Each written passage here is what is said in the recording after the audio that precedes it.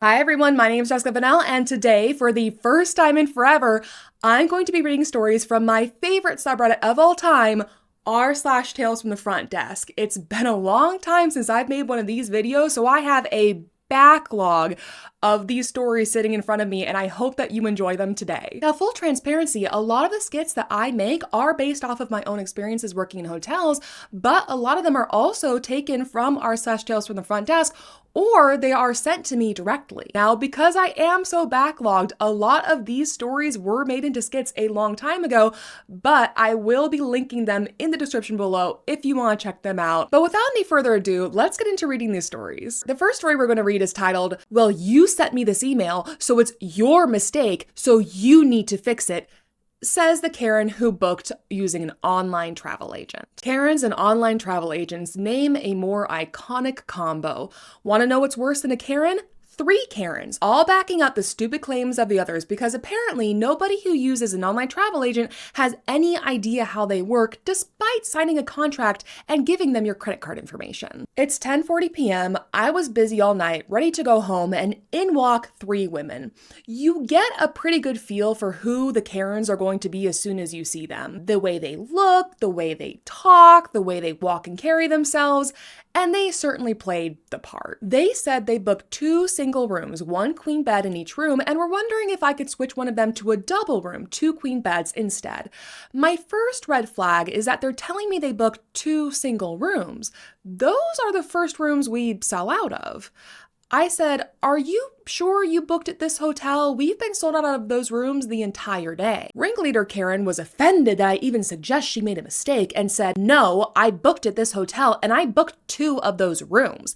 I know you have them available because your website says so." Oh, sigh. This witch ain't even on my arrivals list, and I tell her so. "Well, I'd better be because I paid for this room." Then one of her little Karen friends pipes up and says, "What about switching one of the rooms to a double? Can't you do that?" I reply, "I don't know. I need your license and phone number to look up the reservations before I can tell you anything." "Well, do you have the rooms? You should be able to switch us if you have them." "I don't know. I need your license or phone number to look up the reservations." "Well, can't you just switch them on the reservations?" Holy f***. How many times do I have to say this? I stressed my words and looked directly at her while saying, "I don't know. I can't tell you anything if I don't have your reservation pulled up in front of me. I need your license and phone number to look it up." She huffed and exchanged looks with her friends before pulling out her phone and showing me the itinerary number from the third-party site.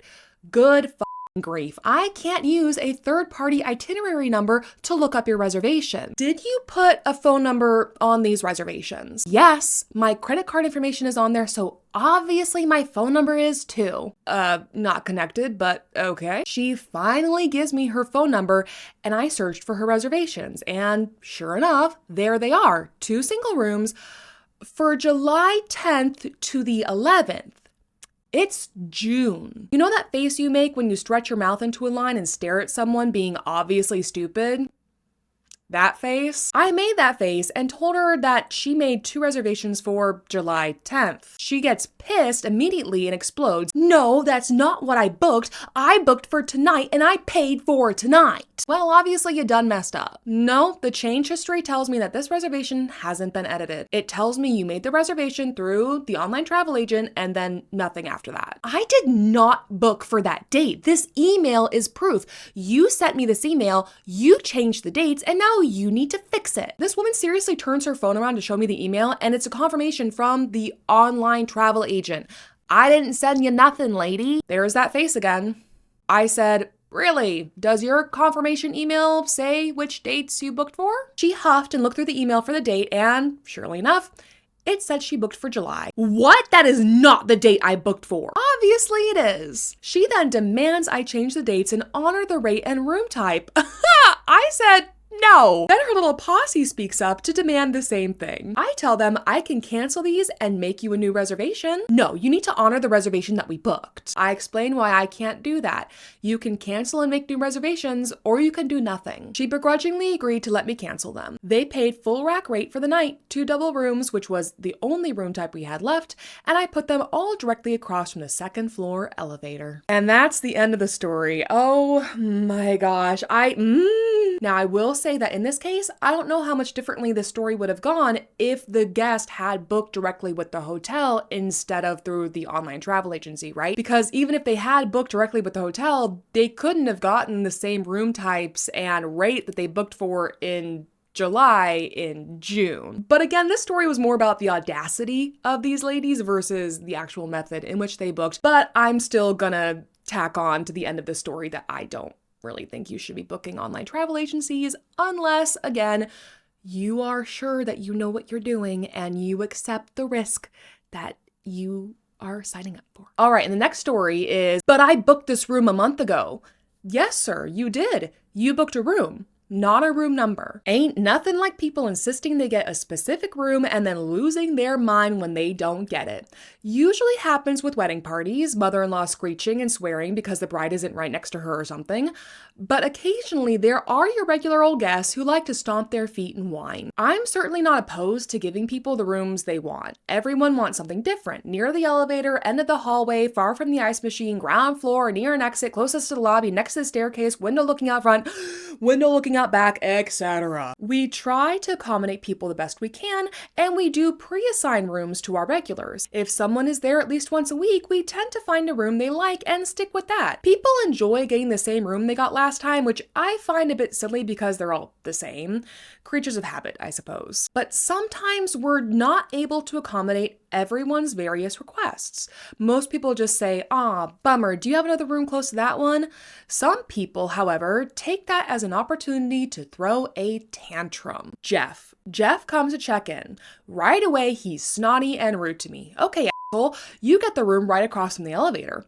Everything is fine until he comes back down to the desk 2 hours later with his luggage cart and throws the keys on the desk. He said, "You put me near the elevator. Get me a different room." Excuse me? I told you to give me a different room. We are sold out tonight. There's not really anywhere to move you. You're telling me that everyone is already checked in or that everyone coming in tonight already has a room assigned to them? No? Well, then you can give me another room. I'm gonna be honest with y'all, I'm pretty sure I rolled my eyes at him. I'm not just gonna give you someone else's room. I don't care, it's not my problem. I booked this room over a month ago. This shouldn't be an issue.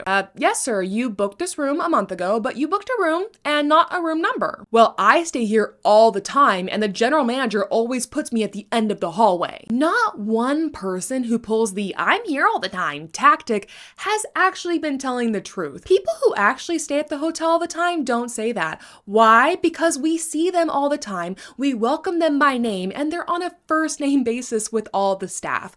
They're respectful. We don't need a blanket statement of how often they stay. And people forget that we can look up their past stays on the computer, apparently. I'd never seen that dude before that day, and his stay history tells me he stayed one night over a year ago. Of course, I wasn't surprised. Okay, well, the general manager, like the rest of us, will accommodate people as much as they can, but it's not always possible. The manager works mornings. Of course, there are going to be more room options earlier in the day. It's late and very busy tonight, and I don't have the room you want. Did you step into the room? There were people congregating in the hallway. Use your common sense, for God's sake. Do you know anyone who wants to be near the elevator? Huh? You don't put guests near the elevator. That's common sense. Yes, actually, we do have people request rooms near the elevator. Everyone has different preferences and needs, and like I said, we are sold out. And this MF just stands there and stares at me like he hates my guts. I take the opportunity to silently stare back just as intensely until they decide to use their words. Put me in a different room. I told you we're sold out.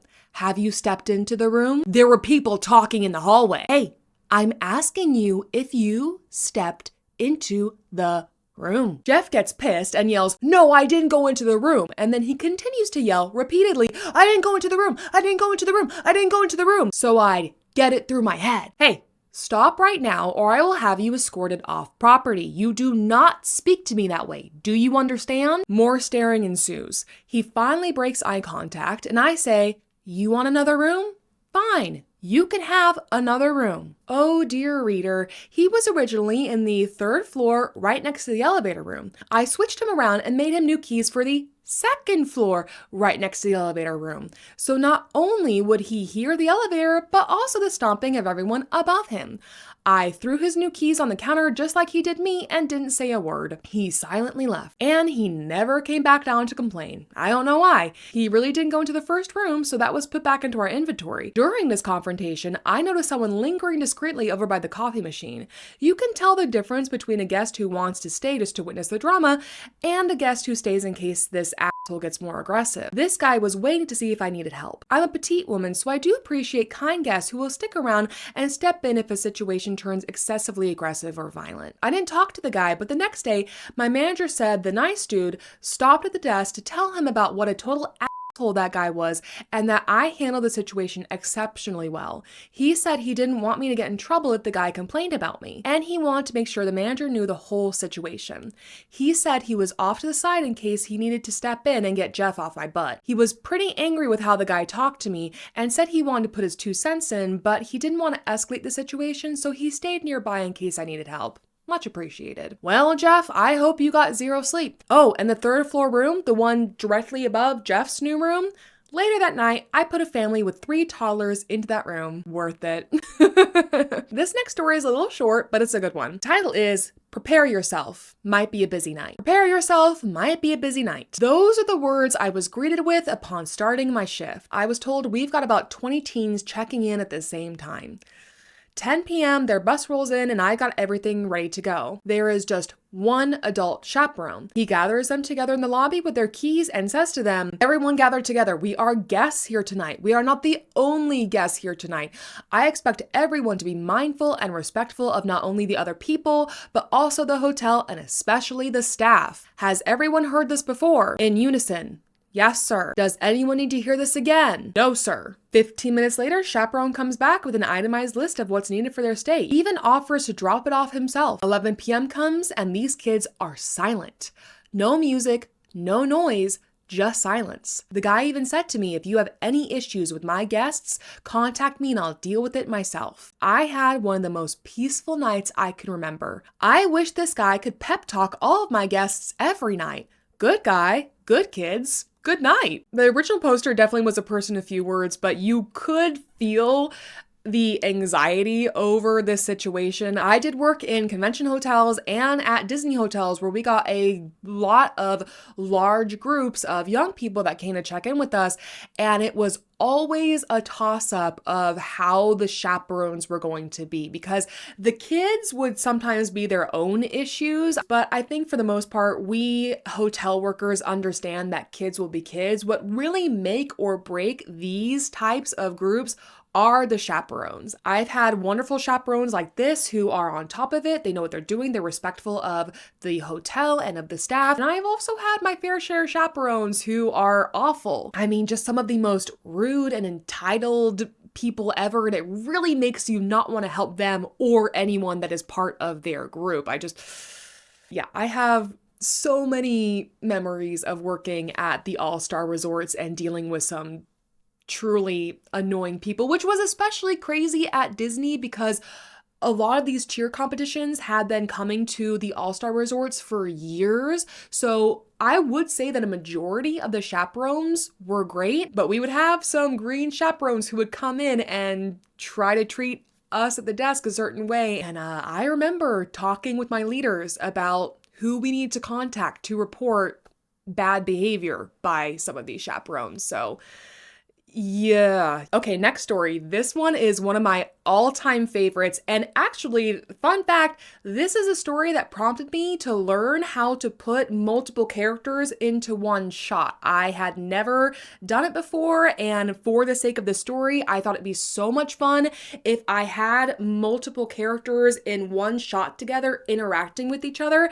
And now that is one of my favorite tricks to use in my video making, is having multiple characters in one shot together. So this story started it all, and I am so excited to jump in. The title of the story is guest doesn't have a bathroom in his room? It's a long one, but I promise it's worth it. This literally just happened and I'm so bewildered that I feel like I have to share it. So I work as a hotel receptionist within the city of London. Due to our location and apartment style, we get both corporate and tourist guests.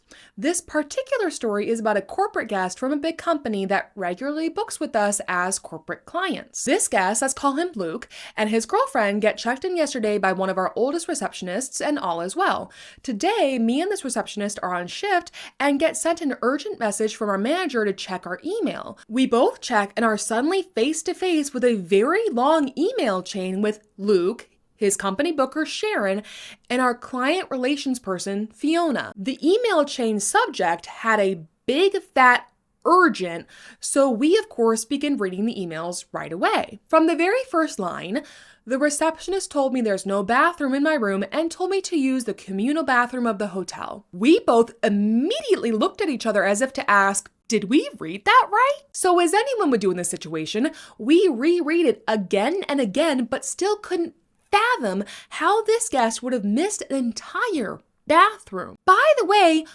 all of our rooms have bathrooms and a kitchenette. So we read through the email chain and everyone from Sharon to Fiona is confused, to the point they begin referring to the issue as the mystery bathroom. So our assistant general manager sends Sharon our way as she's the main point of contact for the guest and he wasn't answering his phone or replying to any messages. Sharon calls in an absolute frenzy, asking me who was at the desk, who gave this information to the guest, and why we direct him to the communal bathroom, etc. So in the least sarcastic voice I can muster, I explain to Sharon that our receptionist is definitely aware we have bathrooms in each room and would not have said that in any way, shape, or form. Sharon explained that she's on our side, but she's bewildered that the guest still, after 24 hours, claims that there's no bathroom in his room. So I went up to his room, and for context, the bathroom door is literally to the right of you as you enter the room. So I took a video of me opening the door to the bathroom and videotaped the bathroom and had it ready for when the guest comes back to reception. So eventually he returns and I call him over to the desk and ask him what the problem is with his room. He comes and tells me how there's no bathroom and the receptionist said he has to use a communal toilets, etc. His girlfriend chimes in too, validating her boyfriend's lies. So I said, yes, there is a bathroom in your room and there is in every room because we are, indeed, a hotel. He said, well, your colleague, I cut him off there and said, you mean this colleague? And she turned around and asked him what he meant, and he tried to gaslight her into thinking she indeed said that. But of course, we weren't having that, and we said, you know what? We will both go up with him to the bathroom and show him the bathroom. I literally couldn't make eye contact with her as we entered the lift because I knew I'd laugh.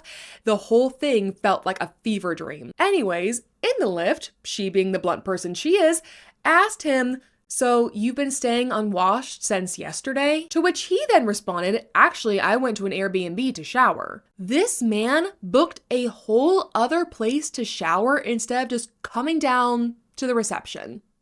Yeah. Anyways, a lift stops on his floor and we ask him to lead the way. He, and I kid you not, swaggers into the room and raises his arms out to us as if to gesture, see, no bathroom. With no word said, my coworker goes to the large door directly to the right of us and opens it. For added effect, I even put the lights on in case he still can't see it. The way this man began tripping over his words, talking about how the door was locked and whatnot, I'm not going to lie, we both laughed in his face and told him to just come to reception next time. He walked back out with us, even down to the lift, so we both kept a straight face until he walked away. We found a corner each by the desk and laughed like we'd never laughed before. Literal tears were in my eyes. It's definitely a tale that will be remembered and told for receptionists to come. Thank you for reading. You know, every time I share a crazy story and people comment asking, is this real? Does this really happen? Are people really this stupid? I think of stories like this where it's like, yes, this is real. People are this this dumb? I don't know. It's crazy. The only thing I wish had been addressed in the story is the girlfriend's reaction. How did two people miss an entire bathroom? The only explanation I could think of is that they thought it was a connecting door. Like they thought that that was the door into the next room and not into the bathroom. But still, why wouldn't you check? Especially if you can't find a bathroom in the hotel room, you would think that, okay, let's just check that door. I think it might be the door into the next room, but if we check it and it opens, we could see it's a bathroom. Like usually two-way doors, there's two doors. So it's very unlikely that you would open your door and the other door would be open, unless the people in the other room were just like crazy. I don't know. All right, next story. Today I learned reservations are old school. I'm a night auditor in a college town and it's move-in week. That means we've been at 100% all week and are set to be over the weekend as well. 90% of the hotel are families moving their college kids in. The other 10% are regulars or business travelers smart enough to know to book way ahead. Two gentlemen walk in at around 2:30 a.m. The first gentleman asks for a 2-bedroom and asks how much it'll cost. I ask if he has a reservation. He goes, "No, I didn't know I needed one." I apologize for the inconvenience and told him we're fully booked. He dejectedly moves away from the desk, and the other gentleman behind him comes up who had 2 reservations he made 3 months prior. As I check that gentleman in, the first guy's wife comes in. I can overhear them arguing. She's asking him why he didn't insist, and he tells her, "She told me they're fully booked, whatever that means." She rolls her eyes at him, and when my guest leaves, she comes to the desk. "Hey, we need a room." I tell her we're sold out tonight. "Sorry, unless you have a standing reservation, I can't help you." Reservations? You still do those? That's so old school. I must have made a face because she looks instantly offended. You seriously can't be telling me we need to make reservations still. Can't I just check into a room? I need to go online and jump through hoops first? I reiterate, all of our rooms are sold and occupied. Walk-ins aren't unusual, no, but again, there are no vacancies. She wouldn't be able to make a reservation online because we had no space for her. Why is it so busy? She asks. I tell her it's move-in week for the local college. She goes, "That's what we're here for. I'm moving my son in," and looks surprised. Wow. You don't say. Then she says, "Well, why did that guy get 2 rooms? He walked in after us." I had to explain to her that he reserved those rooms 3 months ago. "Well, that's not fair. We were here first. There should be a system for calling ahead and having you hold a room for us because this is ridiculous." And the original poster just ends with a mad face. Like, what's crazy is she didn't even get close to the point and then miss it. She walked into it. She found the point. Like, she literally ran face first into the point. How are you going to say that reservations are old school and you shouldn't have to make them anymore, and then a few minutes later say that there should be a system for calling ahead and holding rooms? I wish that the original poster had looked at her and been like, "Oh, so making a reservation?" All right, this is gonna be the last story, and I'm excited for this one because I love when the original poster is sassy. It's so much fun when they have attitude in their writing. It's great. Okay, the title of the story, "I Cannot Check You In Without ID." Ever have one of those guests who want things their way? Of course you have. What sum am I even talking to? Tonight, gentle readers, we shall discuss those who are incapable of accepting reality, logic, or even a simple no. So, regular guests, you know. The night in question was unfolding as many such nights have. Uneventful for the most part, but with just a few nuisances to deal with. A recalcitrant air conditioner threatened back to functionality, a cash-paying guest upset we can't break 100, a few mistakes by the new guy. He's eager, but there isn't a lot going on upstairs. Sounds like Allison. I am finally sitting down for my now room temperature chow mein noodles when in walks a gentleman. Nothing definite, but he's got a vibe to him that has my attention. He has a reservation, all very standard, nothing untoward, until we get to the part of the process where I ask him for ID and credit card. Oh, it's already paid for. I double check. Looks like it isn't. They would have taken your credit card info for the reservation, but it isn't paid for already. Well, they charged me $80. I triple check, firing up the online travel agent extranet portal. Nope. Not a prepaid reservation. The guest grumbles, but provides a card. Thank you, I'll just need some ID. And this is where things start to go south. For the sake of brevity, I shall summarize the various excuses he gave for not giving me proper identification. Please note that he circled around between these miserable excuses for excuses, offering each one up at least 3 separate times. First, he rummages in his wallet and produces a different credit card. This one's cracked and split. Notably, it's not one of those co-cost cards with a photo on it, though we wouldn't have accepted those either. It's got my name on it, right? That doesn't make it valid, sir. Second, yeah, my wallet got stolen with my ID and stuff in it. Would that be the big fat wallet you've been pulling your cards out of, sir? Third, the website I booked with said you guys don't take ID at check-in. While third parties will freely promise any and all manner of things to make a sale, that's not one of them. I tell him, well, if they said that, they were wrong. We do require ID, please. Fourth, no, see, I stay at this brand all the time because they never ask for ID. That is not brand standard. Whatever experience you may have had elsewhere, we require a photo ID at check-in. Fifth, finally, he relents and gives me a photo of his driver's license on his phone. There's a photo of my ID, he says smugly. What I wouldn't have given to have had a picture of a hotel room handy right then. 6, he claims that his phone ID is okay because Colorado uses virtual ID now. That's correct, sort of. They have a no contact phone app that can store your official ID/driver's license. However, you're still required to carry the physical identification, especially when traveling to a state that doesn't accept it. Also, he doesn't even have the official app, just the photo on his phone. 7th, when I ask him why he's driving without a valid license, he says he's a cop. I will eat my hat if he's a cop and is trying this hard to get around a lack of ID. His final tactic is to threaten, nay, demand to cancel if he has to show physical ID. Oh, okay, no problem. I can do that for you. There we go. All done. Cancel without penalty. Have a wonderful night. He's a bit taken aback, but realizes he's gone and messed up. He slinks off into the night. But the story does not end there. As I settle in to eat my cold and sad noodles, I notice something on the cameras. There's a woman standing in front of one of the side doors, waiting impatiently with a small terrier. Aha! They were hoping to not have to pay the pet fee in addition to very probably using a card that wasn't his. The two of them meet up and have a considerable discussion. They're too far away for me to hear, but if my lip reading is accurate, she called him a complete dumbass at least 4 times. Without any other options, the lady comes in without the dog and asks for a walk-in room. She has no problem with providing a valid card and ID. She is, however, a little taken aback when I provide her with a pet agreement form. But seeing my smile, she realizes the jig is up and sighs. There we go. 5 minutes total, all done. Sleep well. And with that, she heads to the side door to collect her emotional support dumbass and her dog. And they head up to the room. Thus ended a rather prolonged ordeal that again was very likely an attempt at using a credit card that wasn't theirs.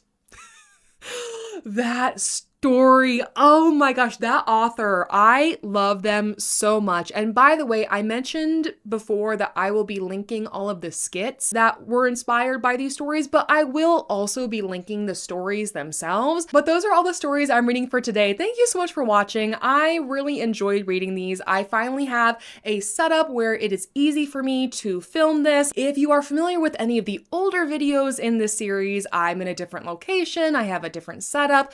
I also have honestly just given up on trying to film with the real proper camera. It's too much of a pain to set up and deal with, so I'm filming this on my phone. And I got one of those fancy little hookups that let me use my microphone to film through my phone. Because at the end of the day, I want to make this as easy as possible, because if it's easy for me to set up and do this, I'm more likely to actually do it. I think I procrastinated making these kinds of videos for so long because it was just too tricky to try to set it up, and I didn't want to deal with that headache, and it was easier and faster just to film skits. But I do love making these videos. I love reading these stories. I think it's very important to share the stories that inspired a lot of my skits, because that seems only fair. And I just really appreciate that people have shared their experiences. And there are a lot of aspects or nuances to these stories that I can't adapt into a skit. And a lot of the time it's the attitude and or cursing that I don't include in my skits, but it's so funny. It's so much fun to read these stories, and these are real stories from the front desk. I do try to make my skits as realistic as possible, but at the end of the day, for the sake of time and for the sake of telling a cohesive story, I sometimes need to adjust or shorten or just make it more palatable, I guess, to turn it into a skit. Because, for example, with this story about the ID, I'm not going to circle around and have the same conversation multiple times, right? Like, that would be so frustrating to watch in a skit if I just went and said those several excuses 3 times. That wouldn't be entertaining at that point. But it's very entertaining to read, and I don't know, I hope you enjoy these types of videos. But thank you so much for watching. That's it for this video. My name's Jessica Vanell. If you would like access to all of my videos early, and if you'd like access to my private Discord, please consider checking out my Patreon. It starts at $3 a month. I'm getting better about plugging it. I'm not as awkward. That's a lie. I'm still really awkward plugging it. Check it out if you want to. Please don't feel pressured. Thank you again for watching. I hope you have a great day. Take care. Bye!